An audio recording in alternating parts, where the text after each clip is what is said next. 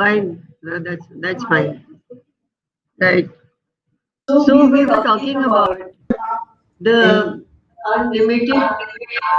We were talking about the unlimited mass of virtuous qualities or virtuous attributes which Krishna has filled into the world, and out of which it is for us to choose that we will be taking the support of this virtue or that virtue, or maybe, if possible, all the great virtues which Krishna has put into the world. Right? So that is Krishna's divine nature.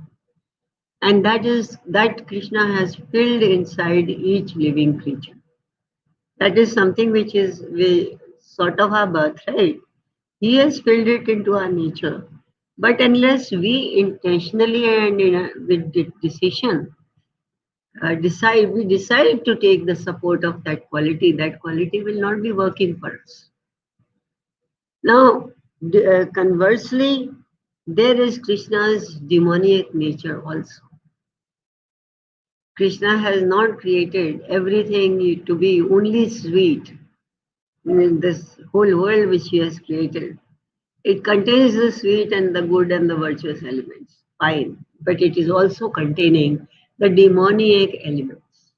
And the demoniac nature, that is very much limited in comparison with the divine nature. Divine nature is on a great scale, whereas demoniac nature is not having that many attributes. And demoniac nature can be destroyed. It can be rejected or destroyed by man. But no man can deny that divine nature which Krishna has put into. Because Krishna's divine nature is indestructible or imperishable. So in the fifth verse of chapter 16, Krishna says, divine nature is conducive to liberation and the demoniac leads to bondage. Grieve not, O Pandava Arjun, thou art born with divine endowments. Like the divine nature, a person who is having the qualities or all the good qualities within him, telling the truth, not cheating people, not hurting people, not engaging in violence, being concerned for others, being ready to forgive others for their offenses, having quality of mercy and soft-heartedness, attitude of helping others, etc., etc. There are so many virtues. So that kind of divine nature, when a person adopts that in his life, that leads him away from the bondage of actions. Because the more he absorbs the divine nature, he will not be performing evil actions. When his inner nature tells him that this is wrong, and this is the way, these are the right actions and those are the wrong actions, and is able to understand clearly, obviously he will not be pursuing the way of evil, he will not be committing evil actions, and slowly the past evil actions will take care of themselves, and he will become purified. So he will now escape the cycle of birth and death, out of which a person finds it so very difficult to get out of that, and to get out of that endless circle of being born as a human being, then living, then dying, then maybe getting into some other life form, and after that some other life form. That endless circle is ended for that person who has adopted the divine nature of Krishna. And the demoniac nature, those people who take the support of my demoniac nature, that is calm, krodh, lobh, uh, mad, mad meaning pride, matsar means irsha, and moh means delusion. So those who are taking the support of my demoniac nature, they will be again and again falling into this trap, and they will be again and again being caught within the inescapable cycle of birth, death, rebirth, going into other life forms, getting punishment in hell, etc., etc. So this demoniac nature leads a person who follows it into bondage. It is bondage. I mean, that the person cannot get out of it. It cannot get out. So he says to Arjun that you don't have to worry over this. Because firstly, you are born into a very high class of Kshatriya clan. And secondly, you have been endowed with all the divine attributes. You are having all the divine attributes within you. So you don't have to be worried about whether you are going to stay in bondage or whether you will be able to break out of the bonds of action. Next, please.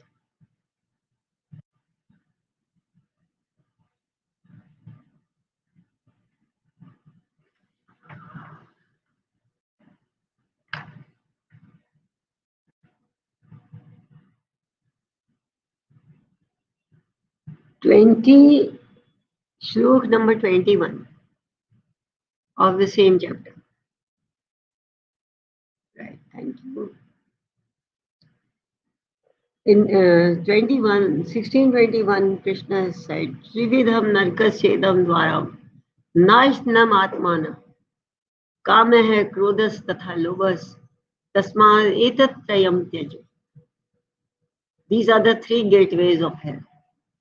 Kam, that is desire, worldly desire, krodh, anger, and lobh, that is greed.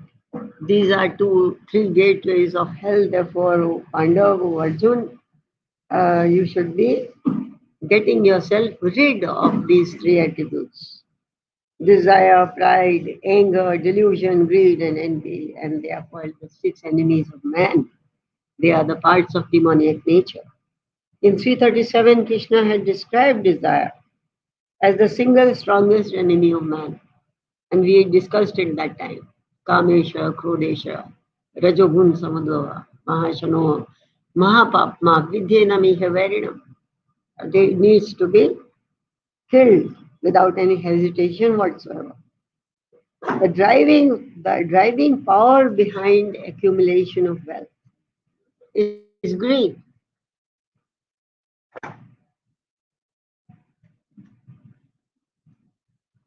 That is why greed has been included within the gateways of hell, the three gateways. And anger occurs when the desire which we are holding so dear to our heart, that is not, we are not able to fulfill that. That is when anger happens. So anger has also been included within these three gateways. So these three are the gateways of hell, and every person has to make the effort, conscious effort, to get rid of them. एक और है शायद यानी next is 23 of same chapter, please. That's right. शास्त्रम विधि उत्सृज वर्तते काम कारतः न ससिद्धिम अपनोति न सुखम न पराम. It is those people who in every situation just want to act according to their own whims, according to whatever their mind is dictating to them, according to whatever I feel like. I mean, those people are not going to get anywhere on the spiritual platform. Because Krishna, as Ram Sukdas ji has also explained, and as Krishna has said in the shloka, persons who are engaging even in the virtuous actions, so-called virtuous actions prescribed within the scriptures. For example, performing yajna, performing sacrifices, engaging in charity, engaging in penance, that is tap. Even if a person is engaged in all these seemingly virtuous activities, but it is not because he cares for the ordinance of the scriptures, but simply because of hidden desire to earn fame and honor in the world. He is doing this. That desire is going to lead him out of this life into worse, worse life forms, and maybe even into hell. But this much is certain that he will not get any expected reward for these actions, even though they are holy actions, they are virtuous actions, but because the motive behind them is all wrong, and because they are being performed for gaining honor and fame and popularity in the world, he is not going to receive any reward. Instead, they may even fall into lower life forms. So, such people may receive certain worldly amenities or certain worldly conditions like wealth or power, or maybe they earn the praise of superficial people who only look at the actions which are being performed without analyzing or without trying to discover what is the actual motive behind those actions. So such people may be praising that person, but the true objective of virtuous actions is purification of inner self. Have you been hearing about this from us over last one day, 1.5 days? What is the objective of a karma yogi who gives up all personal desire and who is not even desiring the fruits of his selfless actions? What is it that he wants? What is his objective? Purification of the inner self. That is his aim, and that is what he achieves. That is why all the evils and sins of his past lives are eliminated, obliterated. Because so he says that uh, this purification of inner self is not going to happen in the case of persons who are performing even holy and virtuous actions, but with the wrong motive, with the wrong attitude. And now let's move on to chapter 17. Slok number is here with me also. That is third. No, already did. Yeah, that's one.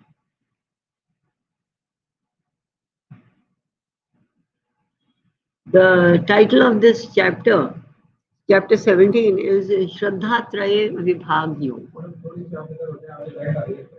चेहरे पे हाँ चुप तो रहा है मेरे को भी कुछ राइट थोड़ा सा और ओके ठीक है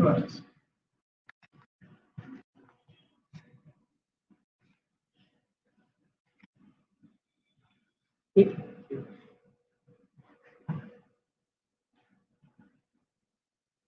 So 17th chapter is titled as Shraddha Traya Vibhag Yog. That is Shraddha. Shraddha is another name for faith.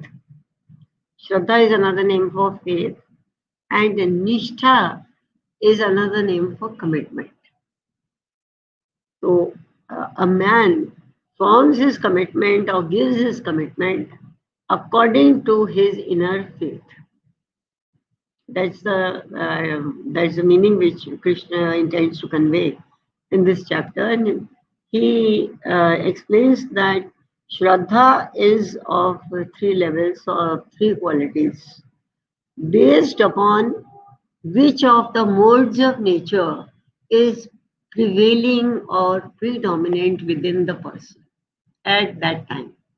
Now, this you may find it a little bit complicated, but since many of you have been into Gita for long, then it is not difficult for you, because there are three modes of nature which are there present in everyone.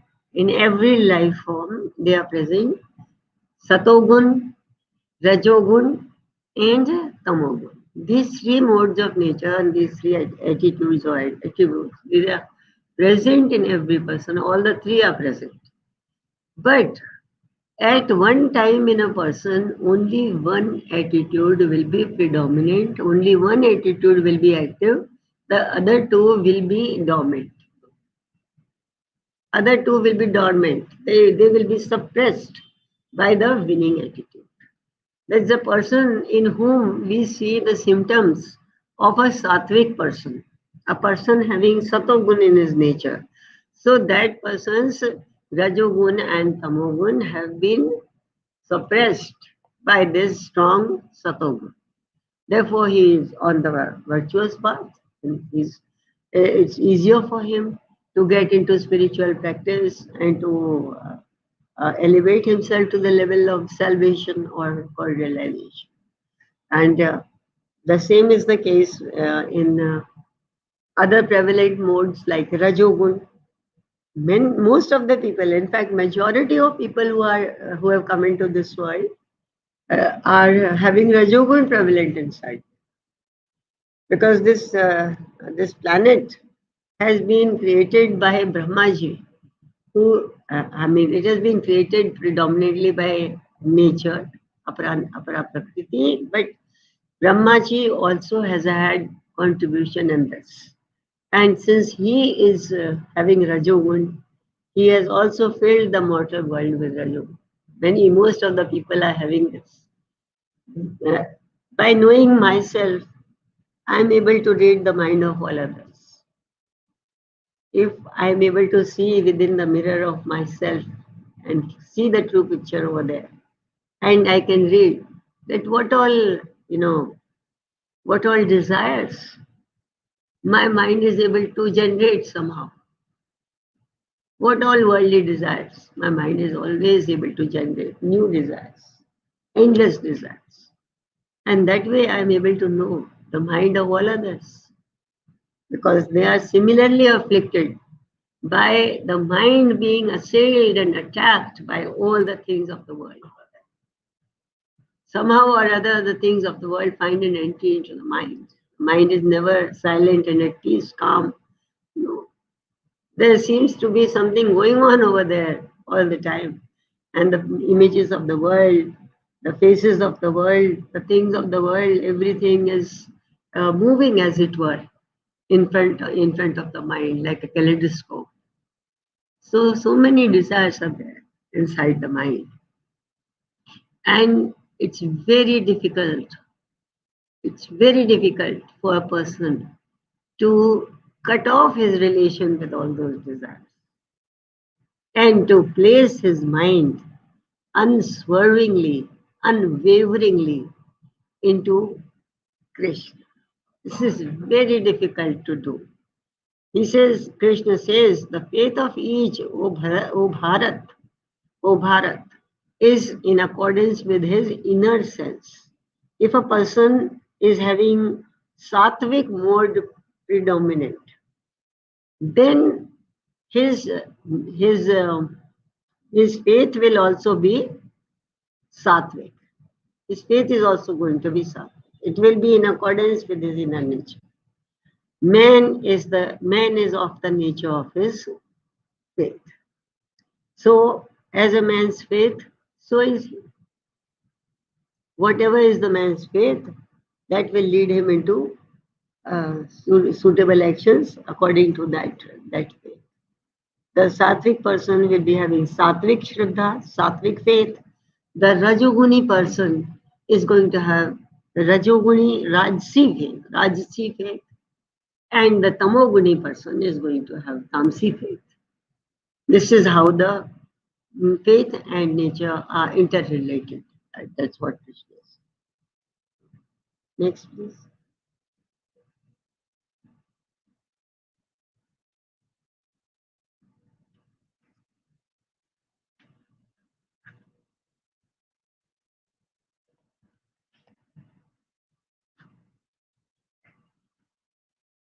ये तो बहुत नहीं, ये थोड़ा सा नहीं, ठीक है, ठीक. 1728. Here, Ram Sukdas ji has explained very well how a person happens to have that particular kind of faith. Whether he has sattvic faith or whether he has rajasic faith or he has tamasic faith, how does it happen? How does he get that faith? And Ram Sukdas ji explains that faith is not something which can be based upon logic or upon personal experience. Faith comes to a man as the result of the impressions of so many previous lives.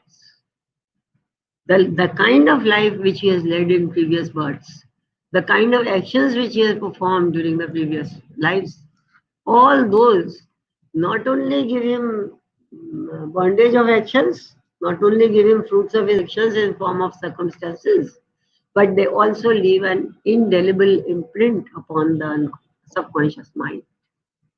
And that is what becomes that person's second nature.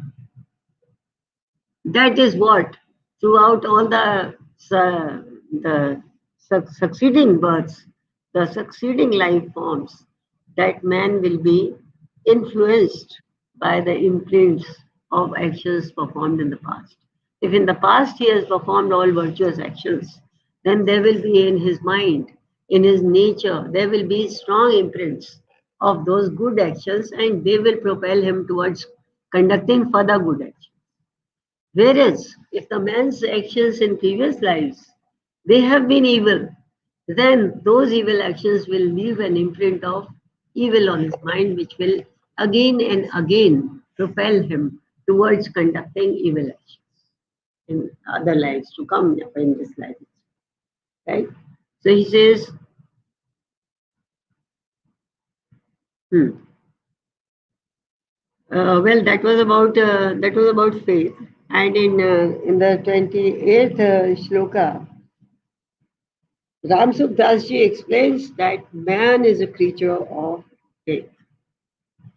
Every man likes to have some mentor, some guide, some friend and philosopher who is able to show him the right way and who is able to pull him back from the wrong way. Man needs somebody to hold his hand. And that is why so many of us are so very fond of going to so-called gurus and, taking initiation, etc. from them. We want somebody to look up to and somebody who's available, who's there in person, not like Krishna, whom many of us, we are not able to see.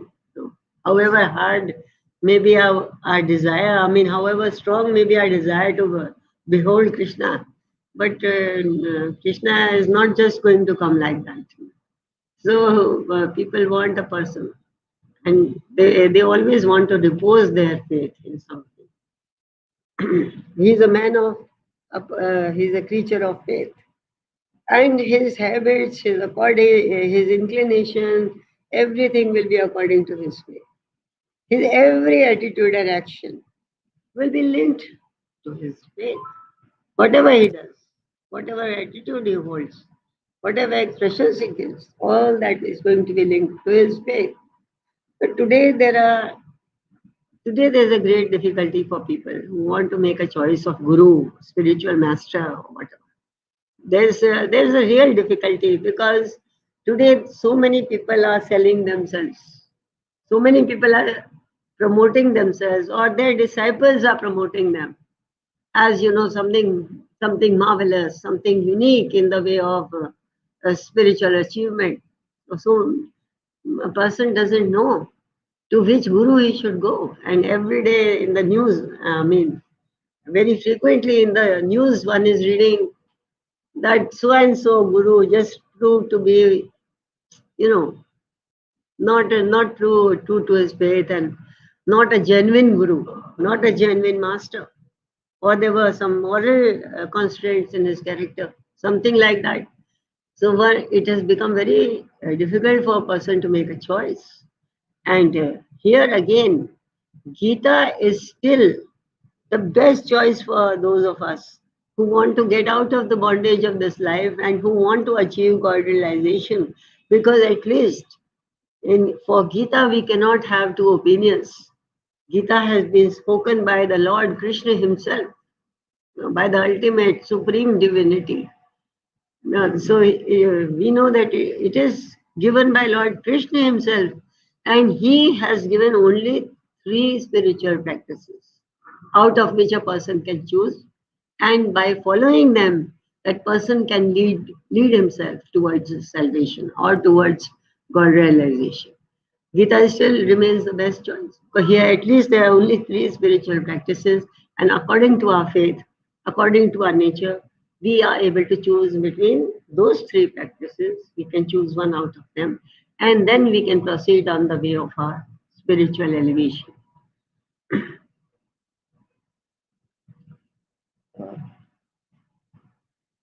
People of Sattvic faith find it easier and smoother to move towards the fulfillment of their lives objective, because they are naturally drawn towards taking support of scriptures, towards taking advice of holy men, association of holy men, serving holy men.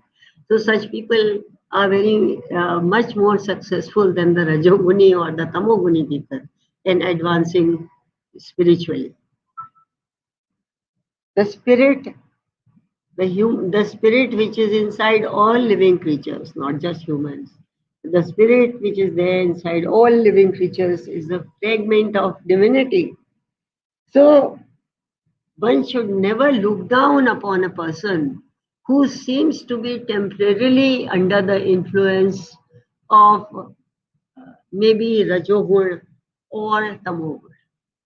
It is not necessary that the imperishable spirit, which is a divine fragment of Krishna, will be staying forever caught within the bonds of this single attitude. That is not necessary. Only at one time in life, one attitude will be prevalent, one mode of nature, Satogun, Rajogun, or Tamogun. But a person can pull himself out of this association by reading the scriptures, by coming under the influence of holy men, saintly men, by learning from life, by learning from his mistakes.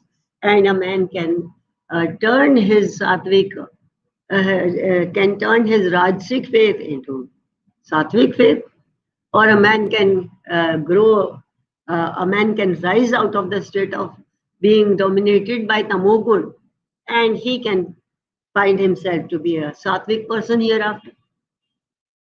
Like Lord Krishna has said in ninth chapter, that even if you are the vilest of sinners and you form the resolve to serve me and to love me and to show your devotion to me eternally, at that very moment you will be becoming a saint, a holy man.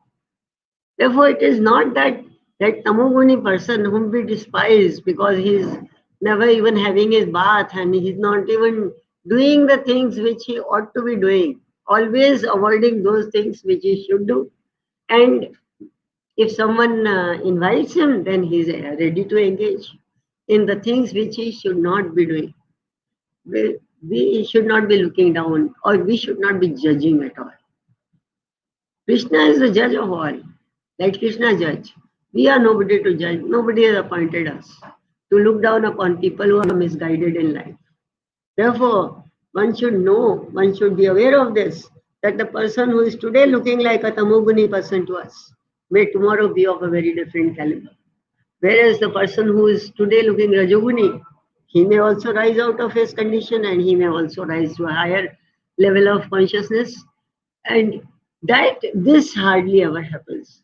That a sattvic person, a person who from the starting point of life has been under the predominant influence of Satogun, that person will slip into Rajoguni attitude or Tamoguni attitude. This is not going to happen. Like Krishna had said earlier about the person who has attained knowledge of Gyan, Vigyan, person who has attained true knowledge with realization, that person will never forget that knowledge. He will never go back from that knowledge. Once he has attained it, it will stay with him forever. So once a person has become a sattvic person, this is hardly going to happen, that he would slip into Rajoguna Tamoguna.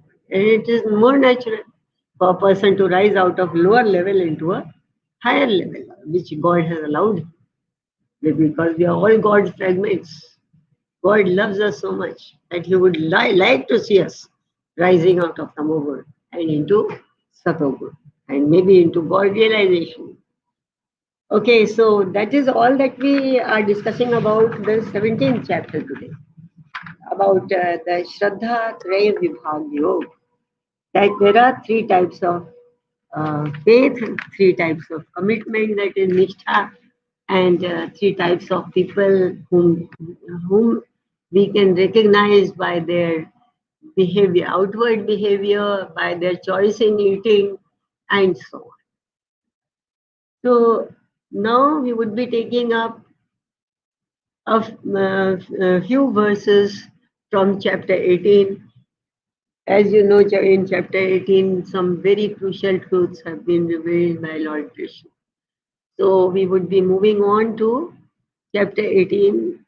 After you guys have had your little break, 2 minutes break maybe, for drinking water or something, पानी P लीजिए, जो कुछ भी है compose हो जाइए. यूं तो गीता कंपोज करने वाली चीज है. I mean, listening to words of Krishna definitely induce a state of peace and calmness into us. हाँ, नहीं होगा. 6 बजे देखो 17:3, 17:28. अच्छा इसको मिला के ना. So there are 5 more. There are 5.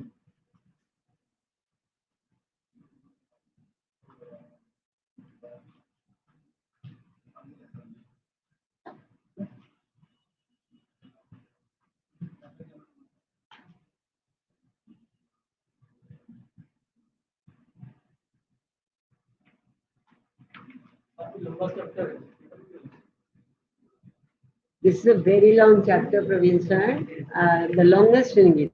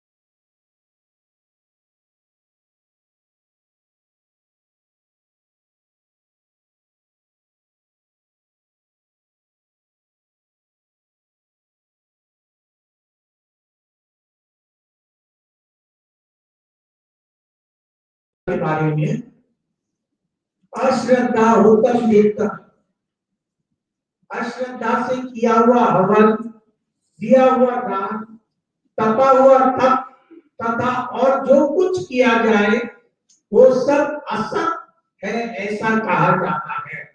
उसका फल ना तो यहाँ होता है और न मरने के बाद ही होता है, अर्थात उसका कहीं भी सत फल नहीं होता, अर्थात कहीं भी शाश्वत फल उसे नहीं मिलता है।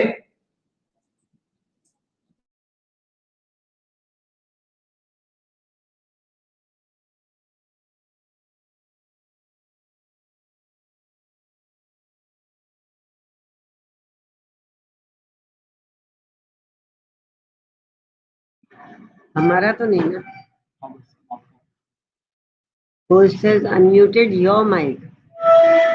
My mic. अनम्यूट हो गया ना। अच्छा, right. That's right. Hare Krishna.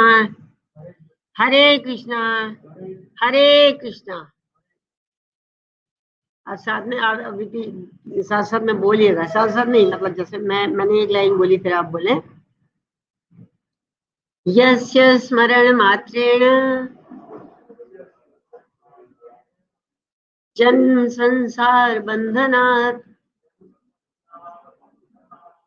विमुच्यते नमस्तस्मै विष्णवे प्रभु विष्णवे। हरे कृष्ण।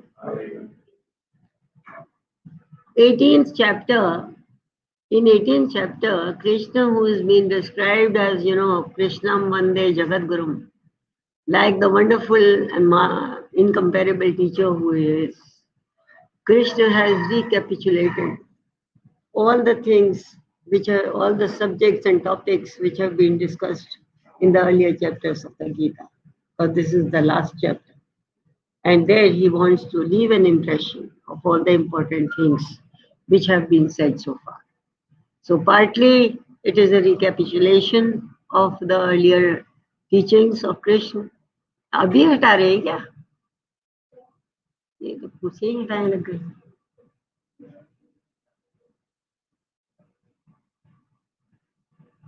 चलो ओके, कुछ तो डिसाइड करके ही किया होगा। What was I saying? Yes. And partly in chapter 18, Krishna has for the first time revealed some truths which he has kept right for the end, which he has not mentioned so far. Though he has mentioned some amazing things, even in the earlier chapters, especially in 8th and 9th chapters, and in 13, 14 also. So in this, which is 58th shloka of chapter 18, Krishna is saying, fixing the mind on me, thou shalt by my grace overcome all obstacles. But if from egoism thou wilt not listen to me, thou shalt perish. Thou, of course, is, old-fashioned term for you. So he's saying, if you fix your mind on me, you place your mind firmly on me, then by my grace, you will be overcoming all obstacles in your path of life, in your path of duty. Because that is, my grace is that crucial element which will rescue you out of every difficulty. But if out of egotism, you will not listen to me, then you will perish.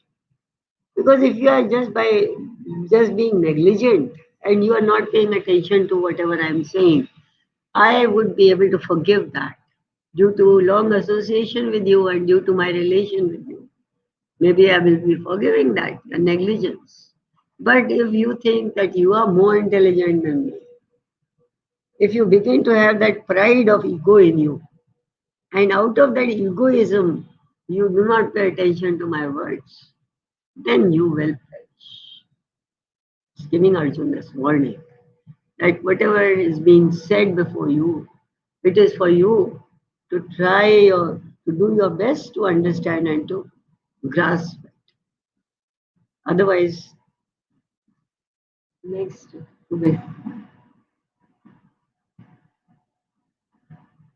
Next, Sunil ji. निकल लिया? After covering a few more shlokas, we come to 1866, in which Krishna, after giving so many details, so many complicated instructions earlier, now towards the last, approaching the last of his divine lecture, he is simplifying everything. It's as if all the floodgates have been opened. The floodgates of Krishna's mercy, Krishna's compassion, Krishna's acceptance of his living creature, as if everything has been thrown open. And here he at last tells Arjun, Sarv dharman parityajya mamekam sharanam vraja aham tva sarv papebhyo mokshishami ma shucha. But whatever you have learned up till now, whether it is by listening to my words or whether in your earlier life, whatever you learned, just forget all those teachings, all those systems of thought or action which you were thinking of following. Forget everything. Sarv dharman parityajya, leaving behind, renouncing all those systems which have been taught to you so far. Mamekam sharanam vraja. Come and surrender to me with undivided surrender, undivided devotion. Simply take refuge in me. By performing this act of taking refuge in me, you will be getting rid of all your evil actions. Aham tva sarva papebhyo mokshichyam.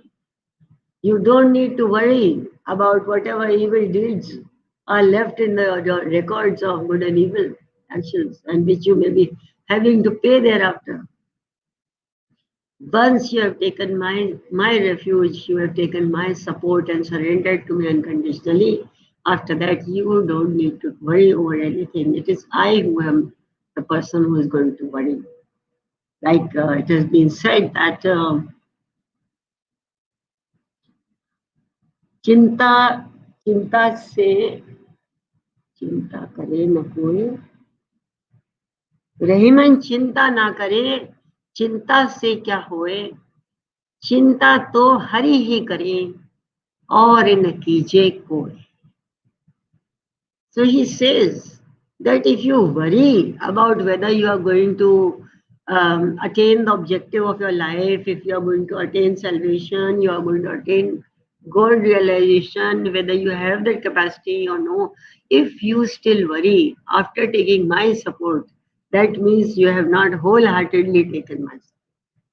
That means there is some flaw, there is some snag in your dependence on me. You are not yet totally dependent. It is just a pretense of being dependent on me. So if you are truly dependent on me, become like that person. And here Ram Sukdas ji has cited the example of one blind saint who firstly is blind, secondly the time is night, thirdly the river Yamuna is in spate, it is in flood. And this guy, this blind old guy, he's supported by his walking stick. He is walking on the banks of the Jamna in flood. And suddenly what he finds is that when he puts his stick forward to take his next support, the stick just slips and falls away somewhere, and he loses his balance and falls into the river. And there is no one around who's going to help him. It is a lonely spot by the river bank. No one will hear him even if he cries out. And then in that moment, that guy remembered that I have offered myself up to Krishna. I have taken the refuge of Krishna, the supreme divine entity upon earth, among all the universes, the only divine entity which is all powerful. I have already taken his refuge. So why should I worry? Oh, what does it matter to me whether I die or I live? He has created me. He has seen to my welfare. And if he chooses to take away my life today, that's very fine by me. By consoling himself with this thought, he becomes so overjoyed that he just lets himself float on the waters, on the swirling waters of the Jamna. He just allows his body to float on them. And he finds so much of peace, so much of happiness in that utter freedom from all anxieties. And suddenly it comes to him that someone has caught hold of his hand and pulled him out of the water. Somehow or other, by groping around, he's able to find a stick also. And he picks up that stick, and without carrying anything more, he simply walks home. So that is the level of faith which a person has to repose in Krishna if he has actually taken the refuge in Krishna. This is what Krishna is saying. That if you depend upon me, do it utterly, totally, unconditionally, and you will reach me. You will get God realization. All your sins are going to be wiped out by me. Next.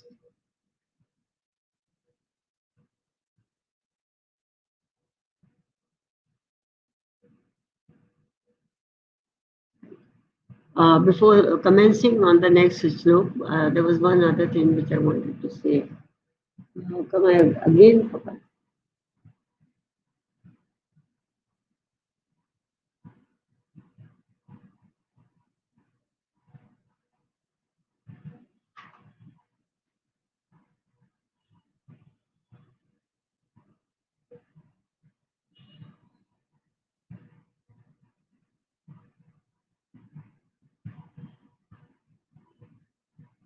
There was something which I wanted to say. But anyway, I'm not able to recall it. I didn't note it first. So anyway, sir, Mahendra sir, you want to say something? No. Okay. So in 1868 and in the next slok also, Krishna, who is the master of the universe, he gives us the clue, or rather he declares it very openly to all of us. I mean, through Arjun, he declares it for the benefit of all of us. That what is it in this world, which action is it which gives him the utmost pleasure, and which makes the person who is performing that action his dearest one, what endears a person to him. If now you want to find out about some minister of this world, or even some very high official who's somebody very influential, and we need to please that person, and we try and find out what is it that pleases him, is it going to be so easy for us? No. People do not like to reveal themselves. People don't like to be just open hearted and tell things about themselves to others, which may be misused. Therefore, it will be very difficult for us to find out about any worldly person what is it that pleases him. Whereas the Lord of all the universes, Krishna himself, in the incomparable Krishna, he is telling us, he's telling the whole world what is it that pleases him. And that is the promotion of Gita among other devotees, by devotees among other devotees. Says,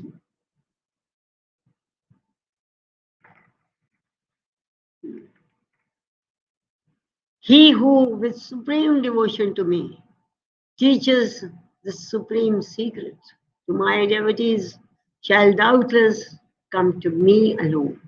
There is no doubt about it.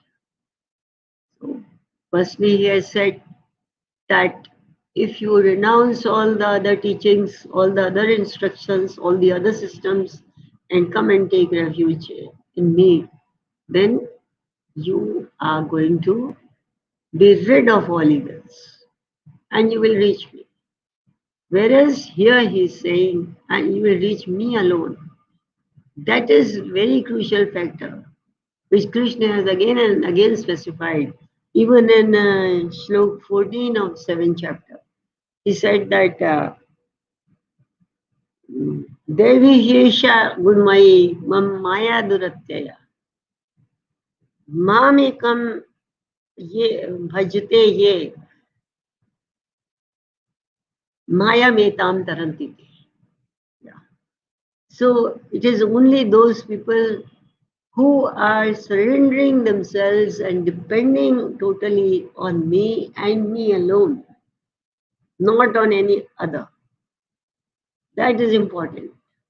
That it should be Krishna and Krishna alone who is the object of our unconditional devotion. This is his proviso. So he says, if you are my devotee, and my devotee that is also of a very high level, para para means one who has reached a very high level of devotion. So if you are my parabhakt and if you are teaching this gospel of my Gita to other devotees, then you are doing the work of my utmost pleasure. And you are going to reach my Golok Vrindavan Dham by this activity. And this is what Sir was also trying to explain, was also explaining the other day, how much more difficult it is for us to develop the qualities of a true devotee.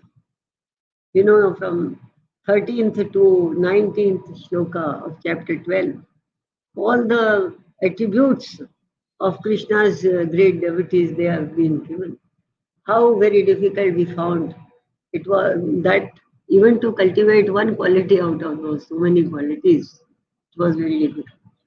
Whereas here, God is giving us a last lifeline, and He is telling us that I'll give you a doable formula, something which you will be able to practice in your life by applying your willpower, by applying your energy, by applying your intelligence. It is something which you will be able to do. Maybe it will not be hard. Maybe it will not be some very easy work to do, but it is not impossible. Because if it was impossible, somebody who loves us so much, cares for us so much, would never have instructed us to do it. And Krishna loves us most of all, better than our parents also.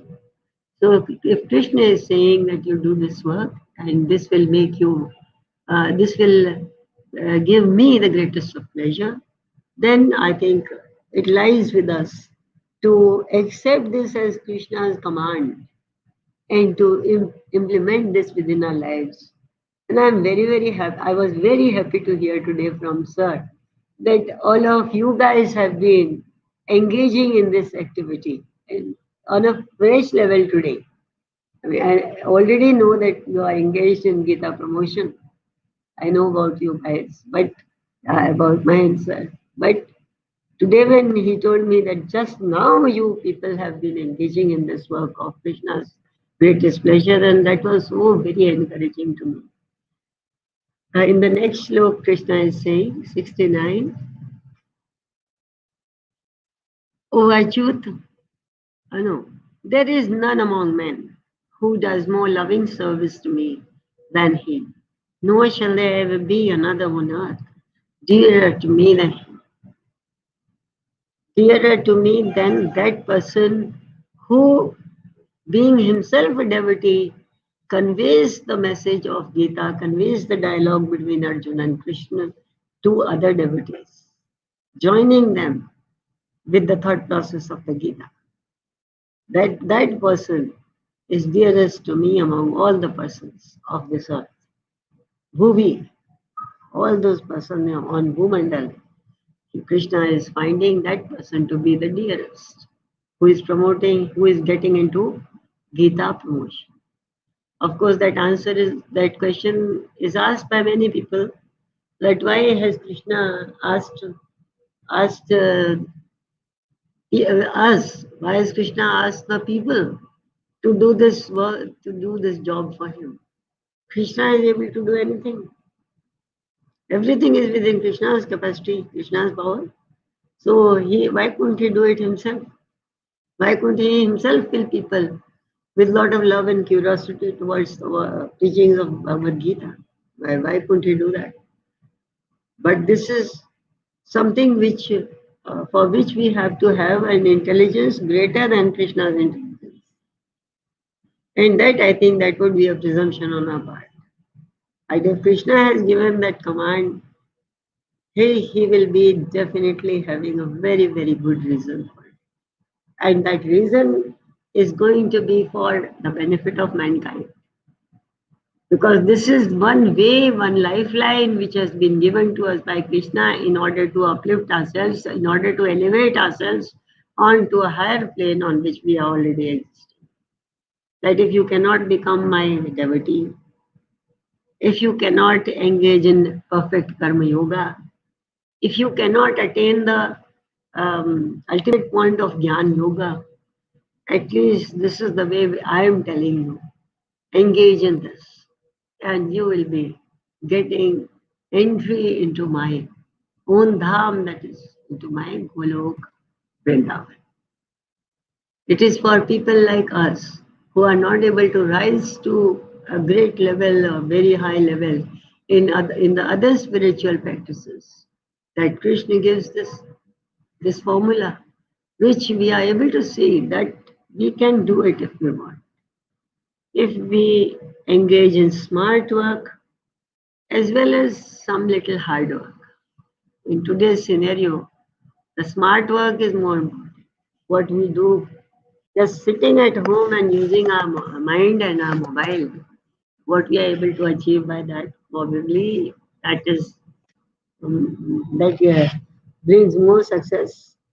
And all of you guys are all smart people who are able to work smartly. So this is something which has been given by Krishna as the ultimate resort to which a person can join himself. Ultimate activity. And now there's, I think, just one verse remaining out of the Kanchala. Yeah.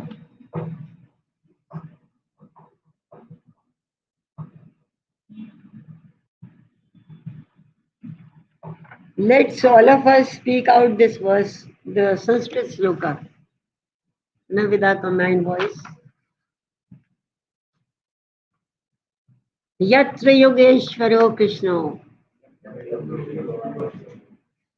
Yatra Partho Dhanurdhara,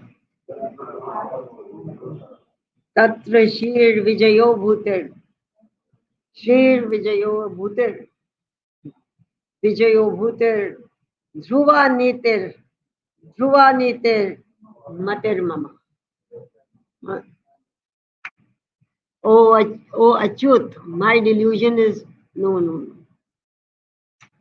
Sunilji, please send me 78. No.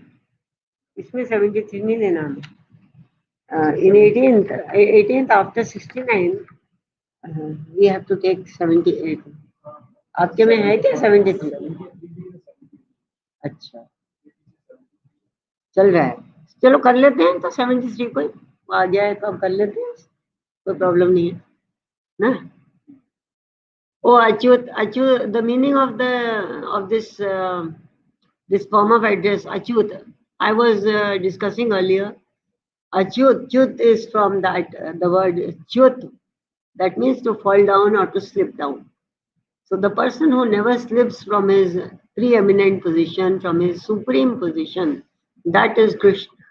He says, Arjun is now addressing Krishna by this name, and he is saying, my delusion is destroyed. Nashto moha smritir labdha.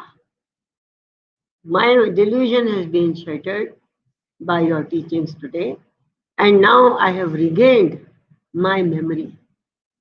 And here by memory, he does not mean only the memory about life and memory about incidents, about things of this world. The memory which he is talking about is the memory of man's eternal bond with Krishna. the knowledge that I belong to Krishna and Krishna alone belongs to me. मैं केवल कृष्ण का हूँ और केवल कृष्ण ही मेरे अपने हैं. This remembrance, this memory, this smriti of something which is an eternal truth is called the regaining of my memory by Arjun. So he says, my delusion is destroyed, my memory is gained through your grace. And see, now the perceptions of Arjun have been refined so much that in the very moment of speaking out, that now otherwise he could have shown some cockiness or some overconfidence that now my delusion is over. But now, no, he doesn't forget to say that it is through your grace that all this has happened to me. I stand here a changed person. I stand firm with my doubts dispelled. And what a condition Arjun was earlier when he described his own condition in chapter 1 to Krishna. My skin is giving out perspiration and Gandhi Dhanush is slipping away from my hand. I am unable to stand. And now here he says, I am standing firmly with all my doubts dispelled. My doubts have been explained away by your teaching, O Arjun. And according to you, and now I shall act according to your word. Now there is no such declaration on Arjun's part, whether he will engage in battle or not engage in battle, whether the battle will be giving in, he will be incurring sin by shedding the blood of relatives, or no other excuse is there now. All that he is content to say is that whatever you say, Krishna, I shall be obeying that, I shall be performing according to your instruction. Therefore, Arjun's mental condition has been transformed and he starts ready to perform his prescribed duty as a Kshatriya. That is, he is ready to engage in the righteous battle. It is Dharma Yuddha in which Arjun is going, in which Krishna is instructing Arjun to engage. He is not just telling Arjun to engage in any kind of violence, but to win the Dharma Yuddha, which is the purpose of a Kshatriya's life. So here we come to the conclusion of Krishna's message in Bhagavad Gita. And yes, now I remembered. What was it I wanted to say? That when Krishna says, Sarv Dharman Parityajya Mamekam Sharanam Raja Aham Tva Sarva Papebhyo Mokshishami Ma Shuchaha. The main point of the whole thing is that towards the end of Gita, what one grasps out of the whole experience is that Krishna wants to assure us that you have experienced the curiosity to learn, you have tried to come close to my teachings, you have tried to grasp them and to act accordingly, according to my teachings.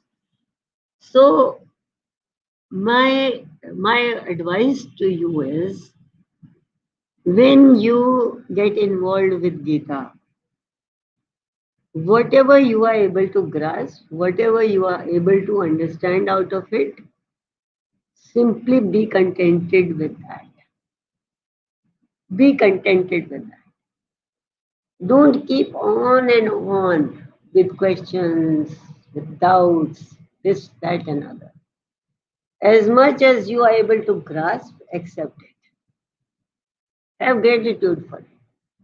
And leave everything else to me. Because that person is not born who is ever going to be able to understand Krishna's teachings to their fullest scope and to their fullest extent. We, with our human intelligence, are certainly not worthy of that. that we shall ever be able to grasp the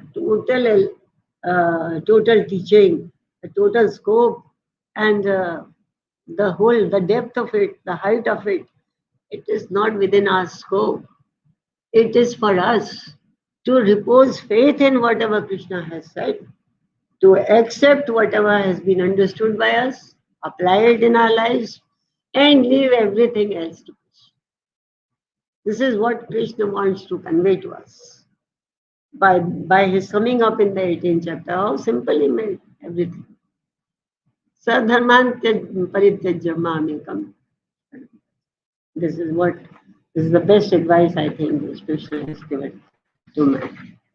So, guys, we have now come to conclusion of today's schedule, and we have covered chapter 18, whatever we had to cover. And I'm open for any questions which you choose to ask. Otherwise, we would be winding up the session. Maybe I can make a call to Sir, but Sir is also taking his class.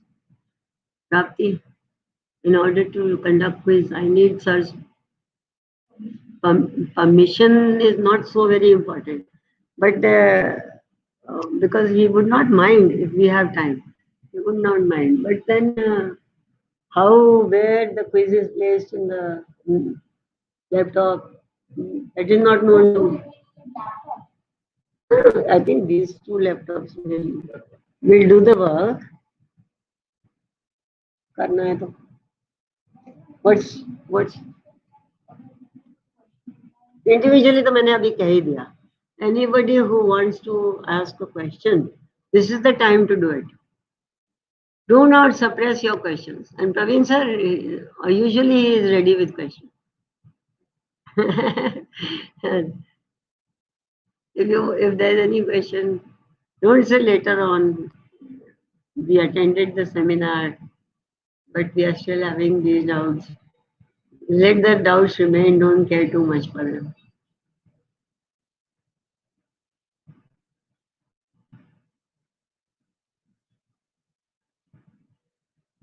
And you may have experienced that the deeper you go into Gita and more you learn about Gita, questions evaporate.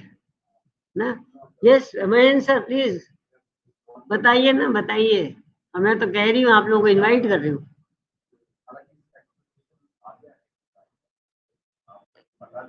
Ji.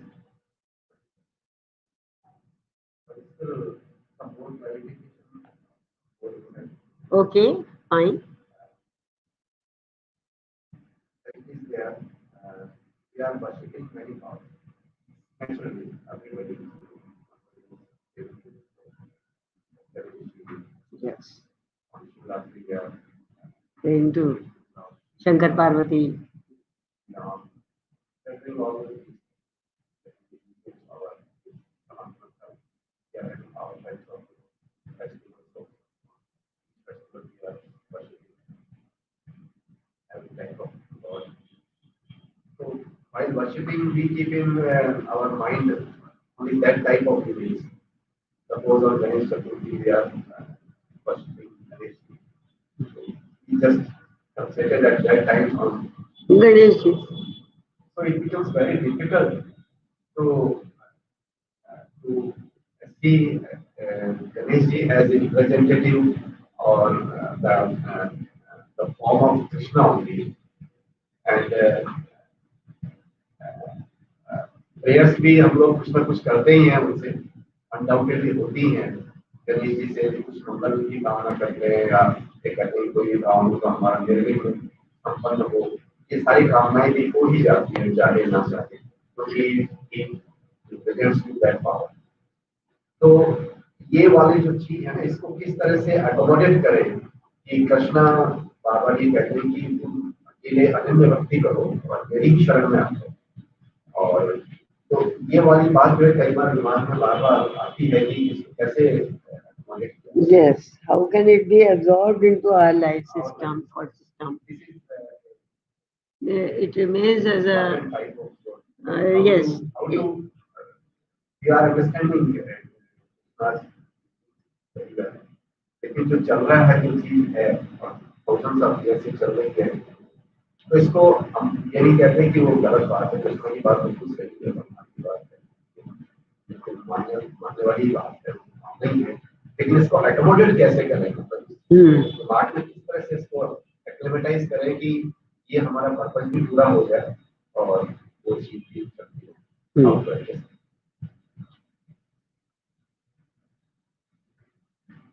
In theory, I will say that it's accepted that there exist five powers in the universe, which are of that category, which are of that godly category, and they are Shankar, Shakti, uh, Ganesh, Vishnu, and Surya.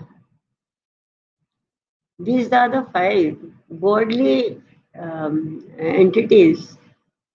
Any one of them can be perceived as the supreme all-powerful God.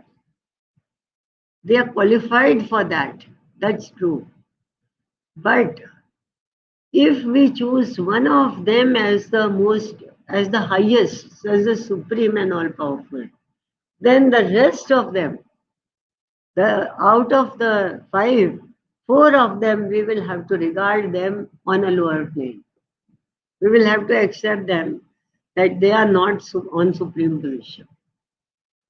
If we take the example of a corporate sector organization, in that there is the CEO and there is a person working in the marketing department who is also very, very, very capable, very much appreciated for his work by the company and valued, given a lot of perks. Or there is some other departmental head who is also having similar qualifications, etc. Now, if on account of their capability, one of them is raised to level of CEO, and CEO is told to come to that level of that person, will it be for the benefit of the organization or will it not be for benefit of?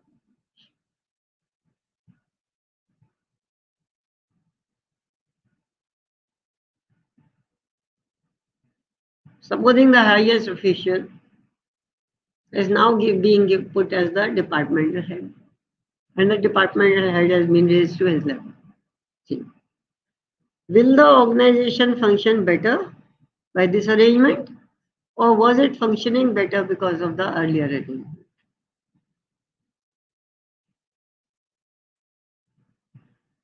For the sake of department, you will have to accept one as supreme. Yes. You have to accept one as supreme. Therefore, the one who is actually the supreme, it would be, I think, the wise thing to do. It would be the smart thing to do, to accept the supreme one as our supreme repository of faith, to accept him. And Vishnu is that power. Vishnu is that entity. There is no difference between Vishnu, Krishna, Ram, Narsingh, Vaman, all those, they are all incarnations of Vishnu, or let us say they are all incarnations of Krishna. Whichever way we say it, there is no difference. Vishnu is the supreme power. When we are saying about Krishna, Krishna is the original cause of creating all the living creatures, of creating the entire universe. We are talking about Vishnu also. We are talking about Ram also.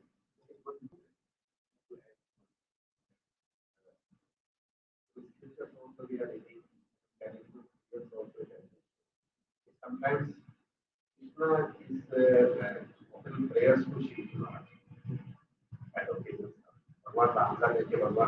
Ram also, he has placed Shiva Linga on Rameshwaram. Janki ji has built that Shiva Linga.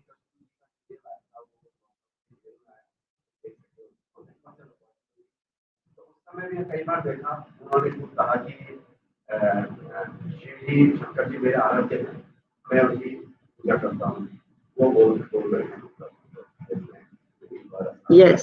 On the contrary फिर वो शिव जी महाराज भी ये बोलते हैं कि वो भी मैं बोलेंगे, पूजा करता हूँ। वो तो बोलेंगे। थोड़ा सा हमारे मन में क्या है कि नहीं नहीं सर, इसमें डाउट नहीं है कहीं भी। इसमें क्या है देखिए, शंकर और Rudra has been created by Vishnu only. Brahma ji has been born out of the Nabhi Kamal, the lotus which is growing out of the, क्या कहना चाहिए, navel of Lord Vishnu, who is lying in the Shir Sagar. So first he has brought into being Lord Brahma, and out of the middle of Lord Brahma's brows, here, this point, when Lord Brahma gets angry, then Rudra appears from here. So Rudra is Brahmaji's first child, in fact, that way.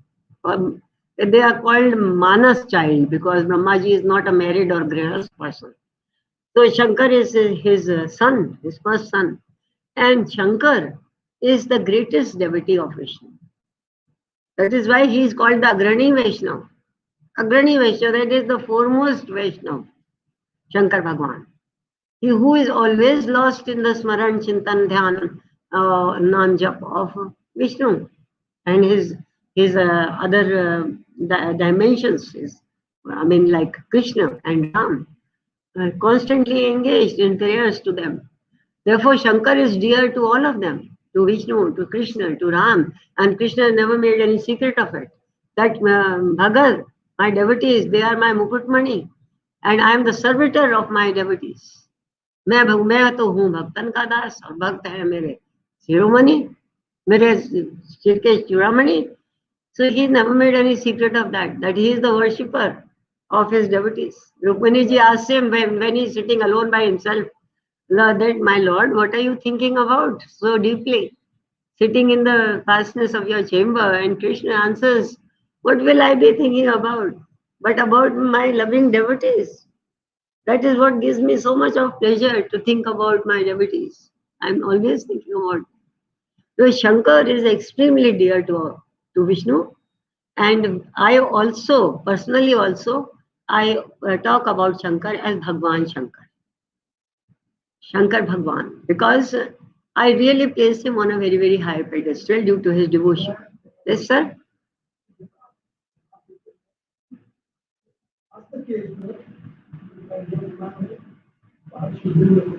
जी शंकराचार्य जी का साहित्य मैंने नहीं किया जी. और गोवर्धन में एक आश्रम है तो पश्चिम में उसकी अच्छा. परिस्थिति रहती थी, वो ही सुप्रीम हो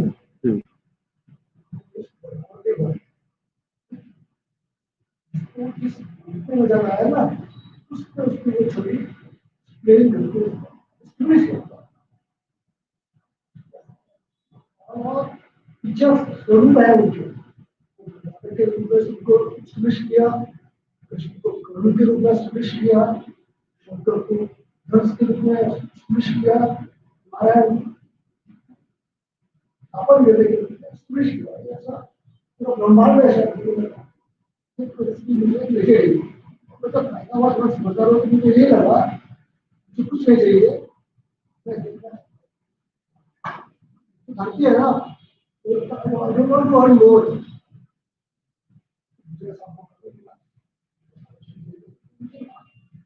आश्रम गया 20 साल से अपना स्टार्ट जो है शो का पहला दिन हमेशा वृंदावन से किया, कल घूमना. और मैं एवरी ईयर अप्रोक्सीमेट 15,000 किलोमीटर यात्रा करता था, बहुत हाइट पर हूँ because Indian life work here.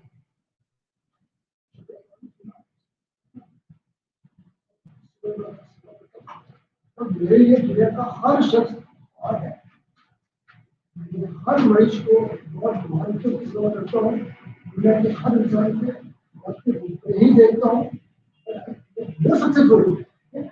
Sir ये तो बहुत अच्छा भाव है, आप सबके अंदर भगवान को देख रहे हो.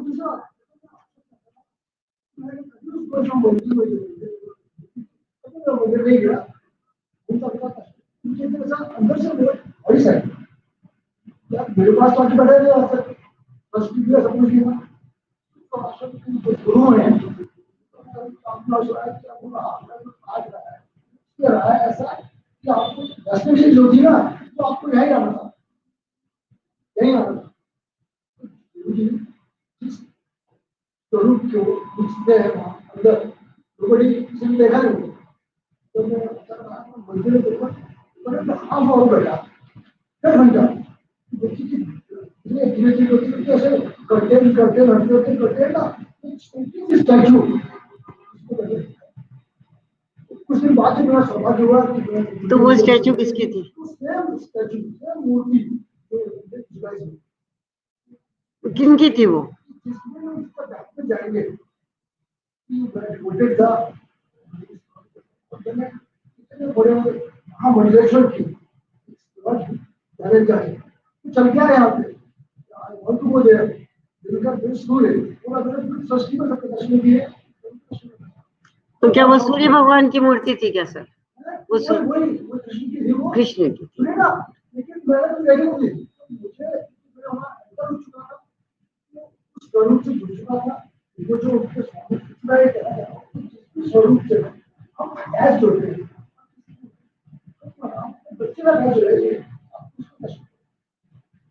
मेरे शिरडी में ना साक्षात साई को बाल रूप दर्शन किया उसके लिए मैंने महीनों रात काम करे महीनों तो कहते हैं कि सारी रात को गलियों में घूमते हैं तो आते शिरडी में आके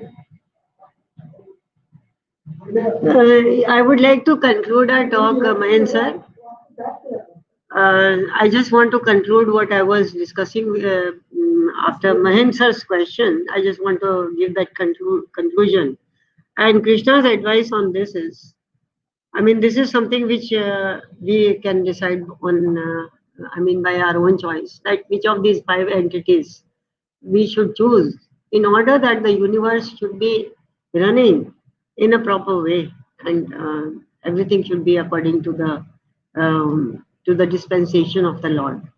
Therefore, it is better to accept Lord Vishnu as the Supremo, and all the others have to be accepted by us as demigods or devtas. And the one thing which we should do is that we should have a lot of love, attachment, and respect for the demigods, because they have been created by Vishnu or Krishna, whatever you like to call. They have also been created by him. They have been granted so many special powers. They have been granted such lovely forms, so much impressive forms, and they have so many powers, so much of intelligence, all that. And they are a part of Krishna's divine family. Therefore, we have to accept them and we have to respect them. But if we want something, we should not conduct that trade, that commerce with them, that we will fulfill all the requirements for your puja, whatever anushtan, whatever vidhi purvak puja that has to be conducted in order to gain your favor and in order to, ask for our desires to be fulfilled from you. That we should not be doing. If we want something, Krishna is there. Let's ask from Krishna. And the best thing which we could ever ask from Krishna, if we are so very fortunate as to have the opportunity, if Krishna appears before us, so one of the saints of Vrindavan, Swami Rajendra Das Ji, he has said once that Krishna से कृष्ण को ही मांग लीजिए. जैसे भगवान Shiv, when he appears at the time of Ramchandra ji's this thing coronation, at that time when Lord Shiva appears, so then he says that बार बार वर मांगे हूँ हरषि देहूँ श्री रंग पद सरोज अन पाए नी भगति सदा सत्संग. I don't want anything from you, my Lord, except that my devotion in your lotus feet, my loving devotion in your lotus feet keeps on increasing, and I am always able to get satsang, that is, I am able to have the association of good people, holy people. This is the best thing to ask. Why we are asking for anything else? and why we are troubling Devtas. We do not have to approach them that way, but keep up our loving bond with them, regard them as the Lord's family. So now I think on this note, we will conclude our session. Hare Krishna to all of you. It was wonderful having you guys, even the few people who have taken so much of trouble and stuck with us during the 2 days. It was wonderful having you around. Okay, sir. Hope we keep meeting